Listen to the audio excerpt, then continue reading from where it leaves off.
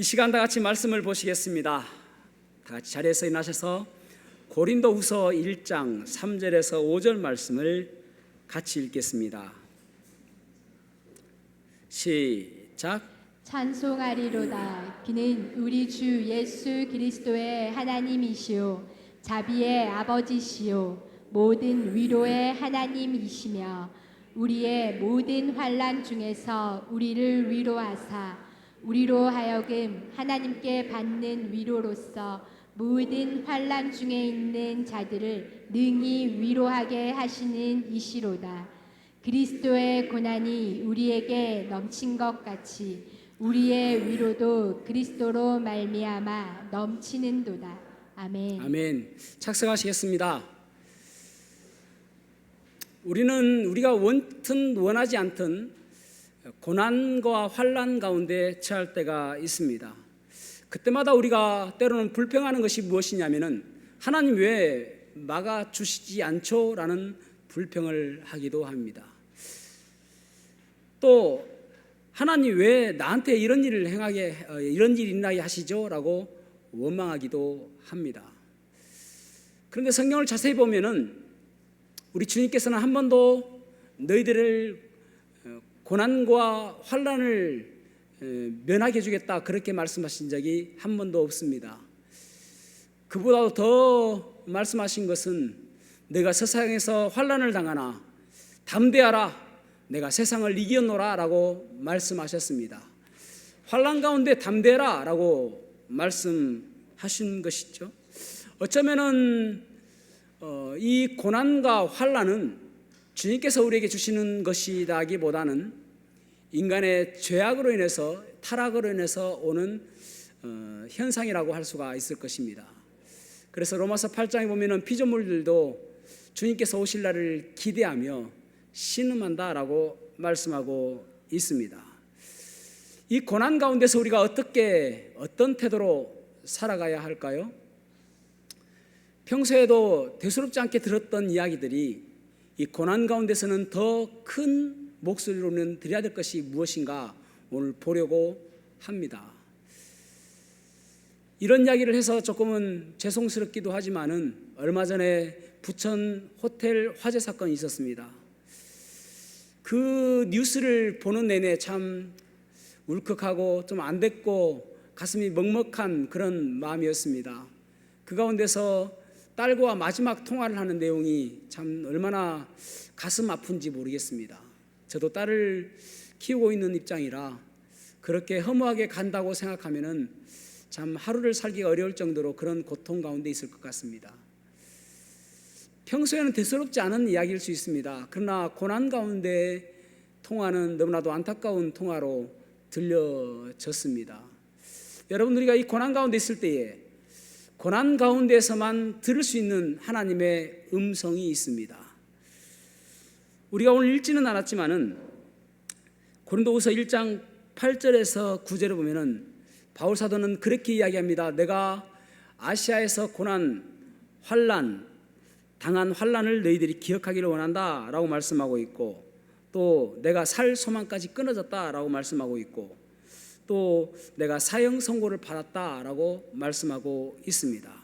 환난이라는 말은 들립시스라는 헬라어 단어입니다. 들립시스라는 단어는 가슴에 무거운 돌을 얹히듯 그렇게 고통스럽게 해서 죽이는 것을 이야기합니다. 얼마나 고통스러운지 짐작이 되어지죠. 바울 사도는 14장에 보면은 이고니온 그다음 루스드라에서 엄청난 돌로 맞아서 죽을 뻔한 그런 고비를 넘기지 않습니까? 16장에 보면은 빌립보에서 그가 원하지 않았던 그런 귀신 들린 여종을 고쳐줬음에도 불구하고 태형에 맞고 그리고 감옥에 갇히는 그런 고난을 받게 되어집니다. 그리고 17장에 보면 데살로니가에서 또 쫓겨가고, 그리고 19장에 보면 아시아에서 고난을 받는데 에베소에서 고난받게 되어지고, 21장에 보면은 그를 죽이기 전까지는 먹지도 마시지도 않겠다고 하는 40명이 등장하게 되어집니다. 얼마나 많은 고난을 받았는 줄 모릅니다. 그러한 고난을 여러 번 받았음에도 불구하고 그가 오늘 본문의 말씀에서는 희망찬 메시지를 전하고 있는 것을 보게 되어집니다. 이 고난 가운데 있는 우리들, 이 환난 가운데 있는 우리들이 더욱더 하나님의 음성에 귀를 기울이는 오늘 시간이 되시기를 축복합니다. 먼저 첫 번째로는 내가 너를 사랑한다. 그 음성에 귀를 기울여야 됩니다. 내가 너를 사랑한다. 고린도후서 1장 4절 말씀 읽어보겠습니다. 시작. 우리의 모든 환난 중에서 우리를 위로하사 우리로 하여금 하나님께 받는 위로로서 모든 환난 중에 있는 자들을 능히 위로하게 하시는 이시로다. 아멘. 아멘. 환난 중에 있을 때 하나님께서 우리를 위로하시는 분이시다라고 말씀하고 있습니다. 우리를 위로하신다. 그러면서 어떻게 위로하시는가 하면은 1장 5절 말씀 읽어보겠습니다. 시작. 그리스도의 고난이 우리에게 넘친 것 같이 우리의 위로도 그리스도로 말미암아 넘치는도다. 아멘. 아멘. 그리스도의 고난이라고 표현하고 있습니다. 그러니까 고난이라는 것은 일반적으로 많은 사람들이 받는 고난도 있고 그리스도 때문에, 그리스도를 위하여 그리스도 때문에 받는 고난, 그것을 그리스도의 고난이라고 이야기하고 있습니다. 그런데 여기 보면은 그리스도의 고난이 우리에게 넘친 것 같이, 넘치다라는 말은 flow라는 말입니다. 컵에 물이 넘칠 때 flow라고 이야기하죠. 그런데 여기 보면은 우리의 위로도 그리스도로 말미암아 더욱 넘친다라고 말씀하고 있습니다. 그리스도로 말미암아 넘친다. 이 넘치다라는 앞에는 flow, 뒤에는 overflow. 그러니까 앞에 넘치는 것보다 더 많이 넘치는 것이 그리스도의 위로다라고 말씀하고 있습니다. 너희들이 아무리 고난이 크다 할지라도, 너희들이 받는 그 고난이 아무리 힘들다 할지라도 내 위로는 그보다 더 크다라고 이야기하는 거예요. 그 고난으로 너무 낙심하지 말고 염려하지 말아라, 절망하지 말아라, 실망하지 말아라. 왜냐하면 내가 주는 위로는 그보다 더 크다라고 말씀하시는 것입니다. 그 위로가 무엇입니까? 내가 너를 사랑한다잖아요. 끊임없이 내가 너를 사랑한다. 여러분, 시집간 딸이 어느 날 집에 왔습니다. 그리고 얼굴 보니까 수색이 가득합니다. 근심이 가득합니다. 수심이 가득합니다. 그래서 이제 딸을 보고 있는 엄마가 손을 꼭 붙잡고 힘들지? 그 한마디에 딸은 눈물을 쭉 흐릅니다. 왜 그렇죠? 엄마가 나를 아는구나. 엄마가 내 힘든 것을 알아주시는구나. 그 위로함 때문에 힘든 것입니다. 위로함 때문에 눈물을 흘리는 것입니다. 여러분, 그래서 우리가 고난 가운데 있을 때에 기억해야 될 것은 무엇이냐면은 그 위로가 더 큰데 그 위로는 바로 하나님께서 나를 사랑하신다라고 하시는 그 사랑입니다. 가장 큰 사랑은 무엇이죠? 우리를 죄에서 구원하여 주신 그 구원의 사랑 아닙니까? 나를 위해서 십자가에 달려 돌아가신 예수님의 사랑 아닙니까? 그보다 더 큰 사랑은 없습니다. 나 대신에 생명을 주셨기 때문에 그렇습니다. 그래서 로마서 5장 1절 11절 말씀 한번 읽어보겠습니다. 로마서 5장 11절 시작. 그뿐 아니라 이제 우리로 화목하게 하신 우리 주 예수 그리스도로 말미암아 하나님 안에서 또한 즐거워하느니라. 아멘. 아멘. 우리가 하나님과 화목하게 되었기 때문에 날마다 즐거워하자라고 말씀하고 있습니다. 여러분, 어떻게 우리가 날마다 즐거워할 수 있죠? 어떻게 즐거워할 수 있습니까? 우리가 항상 기도하고, 항상이라는 그 단어에는 어떤 의미가 있냐면은 우리가 여러분 시간이 지나면서 24시간 동안 즐거워할 수 없잖아요. 그런데 어떻게 하면은 24시간 동안 내내 즐거워할 수 있는 비결을 이야기하시는데, 첫째는 우리의 마음속 중심이 어디를 향하고 있느냐? 마음속 중심, 그 다음에 관심입니다. 이 두 가지입니다. 그러니까 마음속 중심이 날마다 주님께서 나를 구원하신 것을 날마다 마음속 중심에 새기고, 그리고 우리의 관심, 우리의 초점이 나를 구원하신 그 주님을 바라보고 살아가는 것, 그때 우리가 화목하게 된 그 기쁨으로 살아갈 수가 있는 것입니다. 그래서 이것을 유지하기 위해서 가장 좋은 방법은 무엇인가 하면은 예배와 기도입니다. 다시 한번요. 우리가 날마다 구원의 감격을 가지고 살아갈 수 있는 비결은 무엇인가 하면은 예배와 기도입니다. 그래서 예배가 중요한 거예요. 그래서 기도가 중요한 거예요.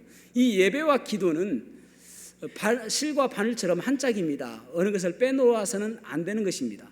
예를 들어서 예배가 빠진 기도는 자기 중심적이 되어집니다. 내 욕심대로 기도하는 것입니다. 내 삶 속에서 일어나는 이벤트대로 기도하는 것입니다. 내 삶 속에서 일어나는 이슈대로 기도하게 되어집니다. 예배가 빠지게 되어지면은요.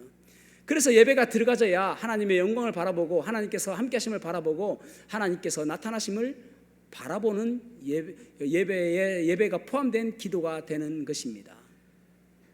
역으로 기도가 빠진 예배는 허식적인 종교적인 형식적인 예배가 되어집니다. 기도가 빠진 예배는 그래서 형식만 갖춰진 예배, 마치 미사와 같은 그것이 이 기도가 빠진 그러한 예배라고 할 수가 있을 것입니다. 형식이 중요한 것이 아니죠. 그래서 예배와 기도는 한 짝이 되어져야 됩니다. 날마다 하나님께 기도함으로 인하여 예배하는 삶이 되어져야 되는 것입니다. 그래서 예배 때마다 우리가 회복해야 될 것이 무엇이냐면은 하나님께서 나를 사랑하신다, 예수님께서 나를 위해 십자가에 달려 돌아가셨다, 그 사실을 날마다 회복하며 하나님께서 나를 사랑하시는데 어디까지 사랑하시는가, 나를 죽기까지 사랑하셨다는 그 사랑이 회복되어져야만 되는 것입니다. 그것이 살아있는 예배가 되는 거예요. 여러분, 죽어있는 예배는 결코 환난을 통과할 수 없습니다. 죽어있는 기도는 결코 환난을 통과할 수 없습니다. 잠자는 예배는 결코 환난을 통과할 수가 없습니다. 살아있고 생기 있는 예배가 환난을 이길 수 있고 환난을 통과할 수 있고 그 가운데서 샘을 얻게 되어지는 것입니다. 그래서 살아있는 예배가 되어져야 되는 것입니다. 그 살아있는 예배를 통해서 하나님께서 나를 사랑하시는 그 사랑을 경험할 수가 있게 되어지는 것이죠. 그런데 가끔 어떤 사람들은 그렇게 이야기합니다. 나 자신을 바라볼 때에 어떻게 하나님께서 나를 사랑하실 수 있을까? 오늘도 내가 잘못했고 또 가끔씩 죄를 짓기도 하는데 하나님께서 나를 정말 사랑하실까 하는 의구심을 가지고 살아가는 사람이 있습니다. 구약 호세아서에 보면은 호세아에게 하나님께서 명령하십니다. 너는 가서 음란한 여인 고멜을 데리고 와서 결혼해라 라고 말씀합니다. 음란한 여인, 오늘날로 치면은 창기입니다. 창녀이죠. 그 여인을 데리고 와서 네 아내 삼고 결혼해라 라는 것이죠. 그리고 나서 아이를 낳습니다. 첫째 아이가 이스라엘, 둘째 아이가 로루하마, 셋째 아이가 로암입니다. 이스라엘이라는 이름의 뜻은 하나님께서 흩으신다. 또 하나님께서 흩으신다. 또 로루하마는 하나님께서 용서하지 아니하신다. 로암미가 하나님께서 흩으신다. 이스라엘은 로암미는 더 이상 내 백성이 아니다. 그런 말입니다. 그러니까 이스라엘은 하나님께서 흩으신다라는 뜻이고 로루하마는 내가 더 이상 너희들을 긍휼히 여기지 않는다, 내가 너희를 사랑하지 않는다라는 말이고 로암미는 더 이상 너희들은 내 백성이 아니다, 그런 뜻입니다. 그것이 무슨 말입니까? 지금 이 고멜을 바라보면서 고멜은 지금 이스라엘 뜻하거든요. 이스라엘의 상태를 이야기하고 있는 것입니다. 우상 숭배하고 하나님을 멀리하는 그들을 바라보며 내가 너희들을 흩을 것이다. 내가 더 이상 너희들을 자비로 대하지 아니하고 사랑하지 아니하고 긍휼을 베풀지 아니하며 그리고 내가 더 이상 너희들은 내 백성이 아니다라고 이야기합니다. 그럼에도 불구하고 고멜이 호세아를 떠나서 남자를 만나가지고 이제 가출하지 않습니까? 그리고 나서 또 잘 살면 될 텐데 그곳에서 빚을 져서 살아가고 있습니다. 하나님께서 호세아에게 이야기하기를 가서 빚진 거 갚아주고 다시 데려와 살아라. 다른 말로 이야기하면 노예로 팔려 있는 것입니다. 그래서 노예를 다시 데리고 와서 살아라 라는 말입니다. 여기서 호세아는 누구를 이야기하는 것이죠? 하나님을 이야기하는 것입니다. 호세아는 하나님은 구원시다라는 이름의 뜻입니다. 여호수아라는 이름의 뜻도 있고요. 여호수아라는 이름하고 똑같은 의미고요. 예수님, 지저스라는 이름하고 똑같은 의미입니다. 고멜은 누구를 의미하죠? 이스라엘을 의미합니다. 지금에 와서는 저를 의미합니다. 지금에 와서는 여러분들을 의미합니다. 하나님께서 바라보실 때에 사랑할 가치가 없는, 사랑할 끈덕지가 하나도 없는 우리들을 의미하는 것입니다. 그럼에도 불구하고 호세아에게 가서 다시 고멜을 데려와라 라고 하시는 말씀은 그럼에도 불구하고 내가 이스라엘을 사랑한다라는 말입니다.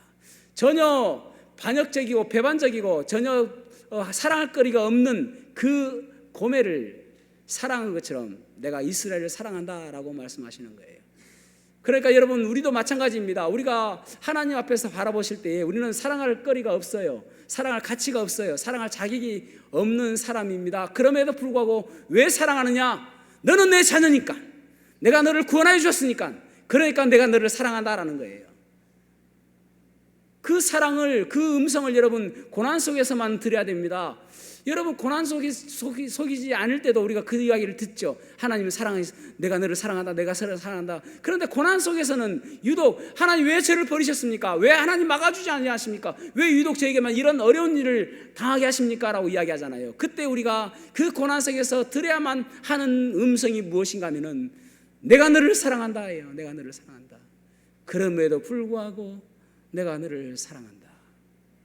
이것이 우리에게 이 고난 속에서 버틸 수 있는 힘이 되어지는 것입니다. 같이 찬양을 하나 해보겠습니다. 왜 나만 겪는 고난이냐고.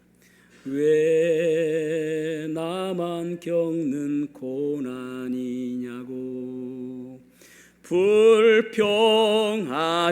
마세요. 고난의 뒤편에 있는 주님이 주실 축복 미리 보면서 감사하세요. 너무 견디기 힘든 지금 이 순간에도 주님이 일하고 계시잖아요. 남들은 지쳐 앉아 있을지라도 당신만은 일어서세요. 힘을 내세요. 힘을 내세요. 주님이 손잡고 계시잖아요. 주님이 나와 함께함을 믿는다면 어떤 역경도 이길 수 있잖아요. 어떤 아픔도, 어떤 슬픔도, 어떤 고통도 이길 수 있잖아요. 그렇습니다, 여러분. 주님께서는 우리를 사랑하시기 때문에 우리가 이길 수가 있는 것입니다. 두 번째로는 나만 의지해라 라는 음성을 드려야 됩니다. 나만 의지해라. 고린도후서 1장 9절 말씀을 읽어보겠습니다. 시작. 우리 마음에 사형 선고를 받은 줄 알았으니 이는 우리로 자기를 의뢰하지 말고 오직 죽은 자를 다시 살리시는 하나님만 의뢰하게 하심이라. 아멘. 아멘. 어떤 고난 가운데 있을 때에, 어떤 환난 가운데 있을 때에 자기를 의지하지 말고 오직 하나님만 의지해라 라고 말씀하고 있습니다. 오직 하나님만 의지할 때 우리에게 주는 축복은 무엇인가 하면은 저 끝을 바라볼 수 있는 축복을 주시는 거예요. 이 길의 끝을 바라볼 수 있는 믿음의 눈을 회복시켜 주시는 것입니다. 그래서 어떤 고난이 있을 때 너희들은 하나님을 의지하라 라는 사인으로 알고 하나님을 의지해라 라고 말씀하고 있습니다. 히브리서 11장 12절에 보면은 그러므로 죽은 자와 같은 한 사람으로 말미암아 하늘의 해나 허다한 별과 또 땅의 무수한 모래와 같이 많은 후손이 생육하였느니라 라고 말씀하고 있습니다. 아브라함은 나이가 99세가 됐을 때에 하나님께서 그에게 1년 뒤에 너의 아들을 낳을 것이다 라고 말씀합니다. 사라는 이미 태가 죽은 상태입니다. 그럼에도 불구하고 아브라함에게 말씀하신 그 말씀은 오직 하나님을 의지하라 라는 그러한 사인으로 아브라함은 받아들인 것입니다. 그래서 결국은 100세가 됐을 때에 하나님께서 약속하신 이삭을 낳게 되어지는 것입니다. 하나님을 의지하라라는 그 사인에 우리가 주목하고 하나님을 의지하게 되어지면은 하나님께서는 우리에게 모든 환난 가운데서 이길 힘을 주시는 것입니다. 이사야 40장 30절에서 31절에 보면은 소년이라도 피곤하며 곤비하며 장정이라도 넘어지며 쓰러지되 오직 여호와를 앙망하는 자는 새 힘을 얻으리니 독수리가 날개쳐 올라감 같을 것이요 다른 박질하여도 곤비치 아니하겠고 걸어가도 피곤하지 아니하리로다. 아멘. 그렇습니다, 여러분. 여호와를 앙망하는 자들은 하나님께서 피곤하지 않도록 곤비치 않도록 도와주십니다. 쓰러지지 않도록 힘을 주십니다. 히스기야가 통치할 때에 아수르의 사네립이 18만 5천 명을 이끌고 쳐들어왔습니다. 히스기야는 이것이 하나님을 의지하라는 사인으로 받고 그가 기도하게 되어집니다. 한밤에 천사가 내려와서 그 모든 산헤립의 그 군사들을 물리쳐 주십니다. 하나님을 의지하라는 사인에 여러분 주목하셔야 됩니다. 그때에 하나님을 의지해야만 하는 것입니다. 히스기야가 병들어 죽게 되었습니다. 그가 하나님을 의지하라는 사인으로 받고 그리고 벽을 향해서 기도합니다. 면벽 기도라고 이야기하죠. 면벽 기도, 벽을 향해서 기도한다는 것은 내가 다른 것들을 바라보지 않겠습니다. 내가 다른 것에 시선을 주지 않겠습니다. 오직 하나님만을 바라보고 하나님만을 주목하고 제가 기도하겠습니다. 하나님 도와주십시오. 그 기도를 했을 때에 15년이라는 생명이 연장받게 되어집니다. 우리에게도 끊임없이 하나님께서는 고난 가운데서 하나님을 의지하라라는 사인을 주십니다.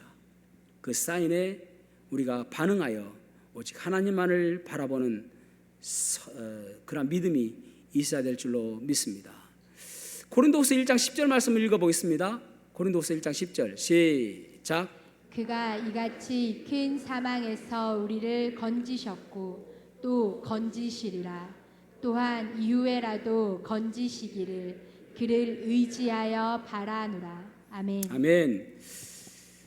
여기 보면 그가 이같이 큰 사망에서 우리를 건지셨고라고 말씀하십니다. 그러니까 건지셨고라는 경험을 이야기하고 있죠. 예전에 하나님께서 우리를 건져주셨다. 고난 가운데서 건져주셨다. 환난 가운데서 건져주셨다.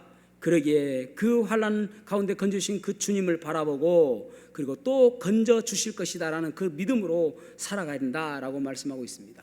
유대인들은요, 간혹 이제 그들의 서술 방식 가운데 하나가 무엇이냐면은 우리는 과거, 현재, 미래 시제가 있지 않습니까? 그런데 하나님께서 약속하신 이 약속은 반드시 이루어 주신다라는 믿음의 확신 가운데 기술할 때는 따라해 보시겠습니다. 예언적 과거 시작. 조금 언밸런스하죠. 예언은 미래입니다. 그런데 과거로 쓴단 말이에요. 그러니까 아직 일어나지 않았음에도 불구하고 과거형으로 과거 시제를 씀으로 인해서 그것은 반드시 이루어진다라고 그렇게 기술한다 말입니다. 그것이 예언적 과거 시제입니다. 이사야 43장 1절에서 2절 말씀 보십시오. 야곱아 너를 창조하신 여호와께서 지금 말씀하시느니라. 야곱아라는 말은 이스라엘입니다. 너를 창조하신, 무에서 유를 창조하신 그분께서 지금 말씀하신다. 아무것도 없는 상태에서 있게 하시는 그분께서 말씀하신다. 이스라엘아 너를 지으신 이가 말씀하시느니라. 똑같은 말을 다시 한번 반복하는 것입니다. 이스라엘아 너희를 지으신 이가, 창조하신 이가 너에게 말씀하신다. 지금 이 말씀은 포로 시기에 있는 이스라엘 백성들이 읽고 있는 것입니다. 그때에 그들에게 이야기하기를 너는 두려워하지 말라. 내가 너를 구속하였고. 아직 포로된 상태입니다. 여러분, 황폐한 땅을 바라보고 있고 성전이 무너져 있는 그런 상태이고 그들에게는 희망이 없고 절망 가운데 있는 그러한 상태입니다. 그럼에도 불구하고 내가 너를 구속하였고 내가 너를 이미 구원하였다라는 거예요. 아직 이루어지지 않았음에도 불구하고 예언적 과거를 이야기하는 거예요. 내가 너를 구원하였다라고 이야기하는 거예요. 그리고 내가 너를 지명하여 불렀나니 너는 내 것이라. 너는 내 것이기 때문에 내가 너를 구원하였다. 그런데 이미 구원한 것으로 너희들은 믿어라. 아직 이루어지지 않았지만 반드시 구원하여 주실 것으로 너희는 믿어라 라는 거예요. 2절 말씀 같이 읽어보겠습니다. 시작.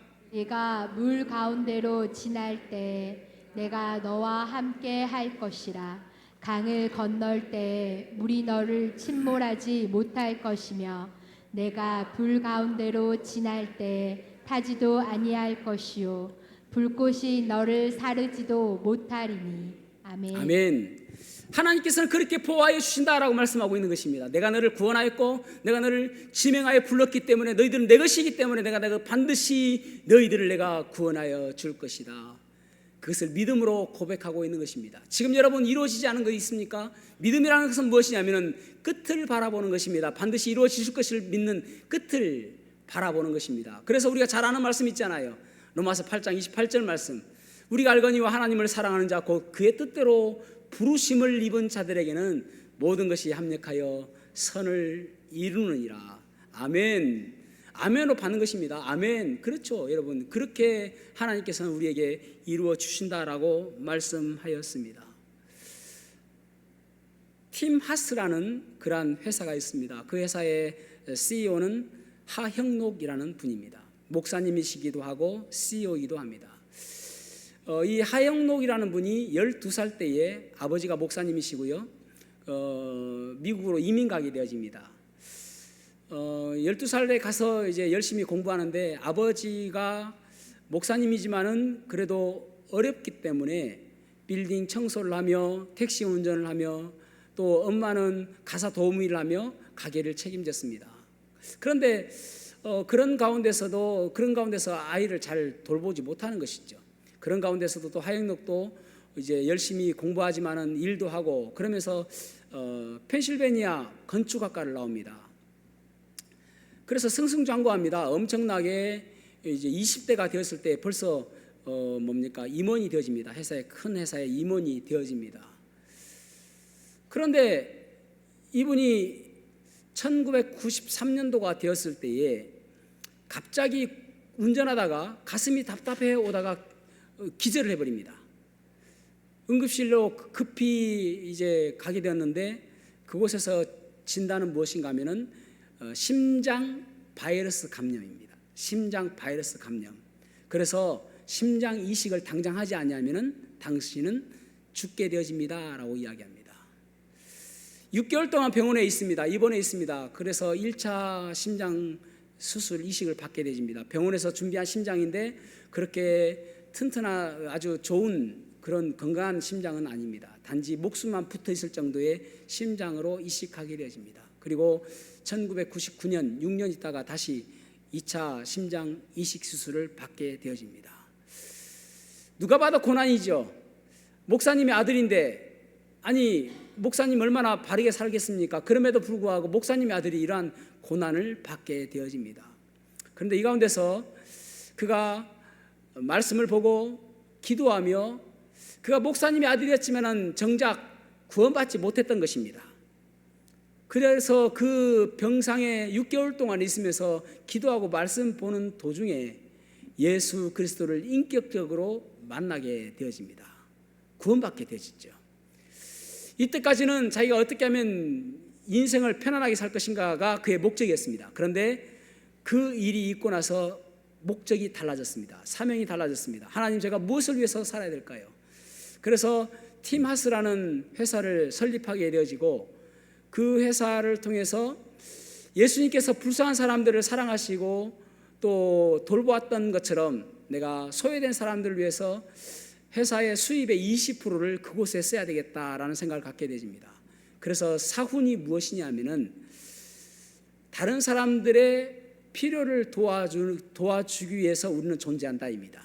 다시 한번요. 다른 사람들의 필요를 도와주기 위해서 우리는 존재한다. 그것이 회사 사훈입니다. 이 회사가 아주 잘 나갑니다. 2013년 오바마 정부 때에 건축과학 부분의 자문의로 일하기도 했습니다. 이분이 여러분, 그가 느꼈던 것은 무엇입니까? 이 고난 가운데서 내가 실망하고 절망 속에 있는 것이 아니라 그 가운데서 하나님의 그 은혜를 경험하게 된 것입니다. 그래서 그가 고백하기를 뭐라고 이야기하면은 저는 심장을 잃었고 새 생명을 얻었습니다. 그렇게 고백합니다. 저는 심장을 잃었고 새 생명을 얻었습니다. 그래서 여러분, 심장 잃음으로 인해서 구원받게 되어지고 새로운 피조물이 되어진 것이잖아요. 내가 무엇을 위해서 하나님께 영광 돌릴까? 그 인생으로 바뀌어지게 된 것이잖아요. 고난은 우리를 단련시키시고 훈련시킴으로 인하여 끝을 바라보게 하는 그러한 능력이 있는 것입니다. 그래서 오직 주님만 바라보아야 되는 것입니다. 로마서 5장 3절에서 4절 말씀 읽어보겠습니다. 로마서 5장 3절에서 4절 시작. 다만 이뿐 아니라 우리가 환난 중에도 즐거워하나니 이는 환난은 인내를, 인내는 연단을, 연단은 소망을 이루는 줄 알미로다. 아멘. 환난 중에서 즐거워한다. 왜냐하면 환난은 인내를, 인내는 연단을, 연단은 소망을 이루는 줄 알기 때문에 나는 환난 중에도 즐거워한다라고 말씀하고 있습니다. 환난은 과정입니다. 다시 한번요. 환난은 과정입니다. 끝이 아니다는 것이죠. 환난이라는 과정을 통해서 믿음으로 굳건히 서 있게 되어지면은 인내하게 되어지고, 인내는 결국은 우리를 연단시킴으로 인하여 소망에 이르게 하는 것입니다. 여기서 연단이라는 것은 어떤 의미냐면은 단단하게 되어진다라는 그런 의미보다는 정결하게 되어진다라는 의미가 더 깊습니다. 연단되어지는 것은 더욱 정결하게 되어지는 것입니다. 불순물이 타고 다 없어지고 순금처럼 나오지는, 그래서 주께서 내가 나의 가는 길을 그가 아시나니 나를 단련하신 후에는 내가 정금같이 나오리라고 했던 욥의 고백처럼 정금같이 나오게 하는 것이 바로 연단입니다. 그것이 무엇을 통해서요? 환난, 인내, 연단, 그래서 결국은 소망에 이르게 한다라는 것입니다. 소망은 무엇인가 하면은 우리가 현상 속에서 안락한 생활을 이야기하는 것이 아닙니다. 소망은 예수 그리스도입니다. 다시 한번요. 소망은 예수 그리스도입니다. 그래서 우리가 환난과 인내와 연단을 통해서 예수 그리스도까지 이르는 것, 그것이 바로 우리의 환난을 주시는 의미인 것입니다. 그러니까 환난을 통해서 우리는 은혜의 흔적을 우리의 마음에 새기게 되어지고 예수님의 흔적을 새기게 되어져서 예수님을 더욱더 닮아가는 모습으로 되어지는 것이 환난과 고난인 것입니다. 그래서 여러분, 우리가 고난 가운데 있을 때 기도해야 될 것이 무엇이냐면은 주님이 이 고난을 통해서 예수님의 흔적이 남게 하여 주시옵소서. 이 고난을 통해서 예수님 더욱더 닮아가게 하시고 이 고난을 통해서 더욱더 예수님의 성품으로 더욱더 가득 찰 수 있도록 도와주시옵소서. 그러한 기도가 있어야 하는 것입니다. 그래서 결국은 믿음의 사람들은 이 고난을 통해서 더욱더 성숙된 인격으로 바뀌어지게 되는 거예요. 그러니까 어떤 사람이 병 가운데 있다가 고침을 받았다든지, 어떤 사람이 암으로 있다가 나음을 받았다든지, 그랬을 때에 더욱더 성숙된 모습으로, 성숙된 인격으로 변화되어지는 것, 그것이 올바른 고난을 받은 사람의 자세인 것입니다. 그래서 마틴 로이드 존스는 그렇게 이야기했습니다. 그 사람이 참 그리스도인인가, 진짜 그리스도인인가 알 수 있는 비결은 바로 고난을 어떻게 대하는가 보면 알 수 있다라고 이야기했습니다. 고난을 대한 태도, 그것을 바라보면 이 사람이 참 그리스도인인가 거짓 그리스도인인가 알 수 있다라고 이야기했습니다. 여러분, 그렇습니다. 고난이 우리가 마냥 슬퍼할 것은 아닙니다. 왜냐하면 그 고난을 통해서 우리는 더욱더 인격이 성숙되어지고 연단된 모습으로 더욱더 정금같이 나올 수 있기 때문에 그렇습니다.